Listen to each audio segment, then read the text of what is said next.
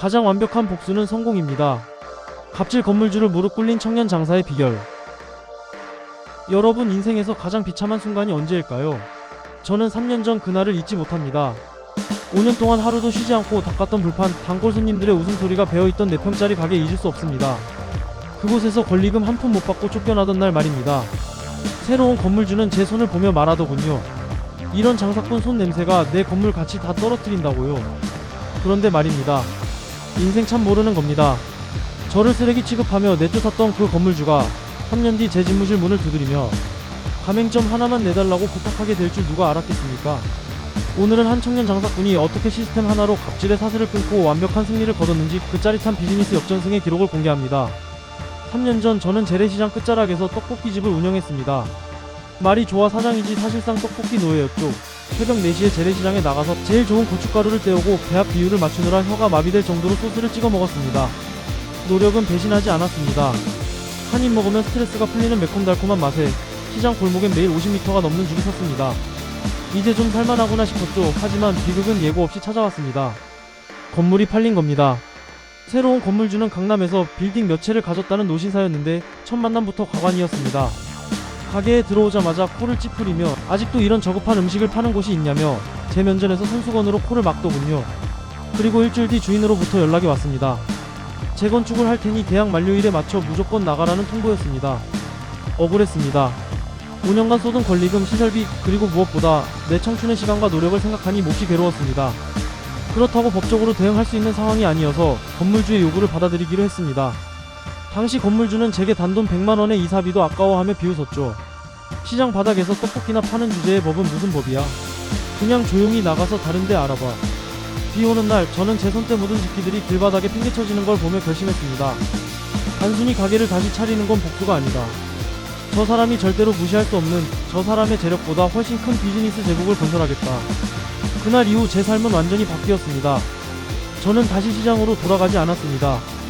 대신 작은 공유 주방을 빌려 시스템을 만들기 시작했습니다. 제가 없어도 똑같은 맛이 나는 소스를 만들기 위해 화공학자까지 찾아가 염도와 당도를 수치화했습니다. 또한 떡볶이라는 서민 음식에 걸맞는 컨셉을 세우고 브랜드를 만들었습니다. 마케팅 전략도 치밀하게 세웠습니다.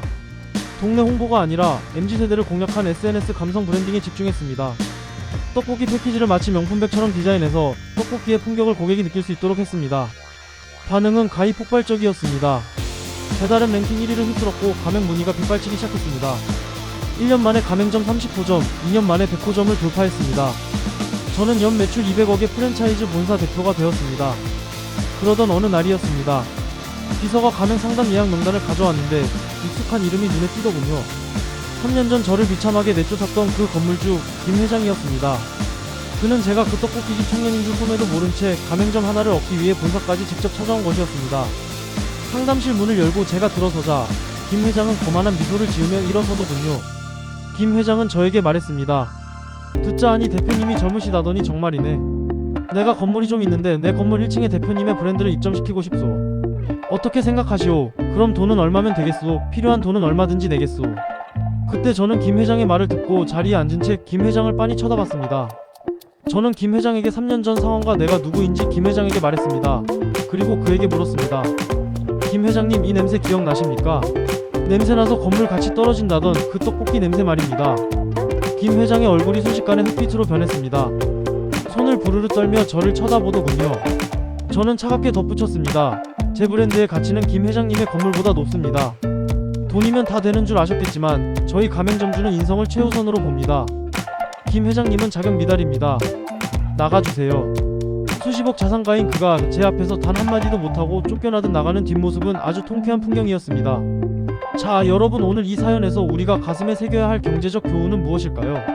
그렇습니다. 제가 떡볶이집 장사에서 비즈니스로 전환해 시스템으로 만들었다는 것입니다. 제가 만약 시장에서 다시 떡볶이집을 차렸다면 건물주의 눈치를 보며 장사를 이어나갔을 것입니다. 하지만 저는 시장을 떠나 떡볶이 장사를 비즈니스로 전환했습니다. 그리고 비즈니스를 시스템으로 만들었기에 김 회장 같은 건물주를 압도하는 부의 창출을 이루었습니다. 오늘 이야기는 여기까지입니다.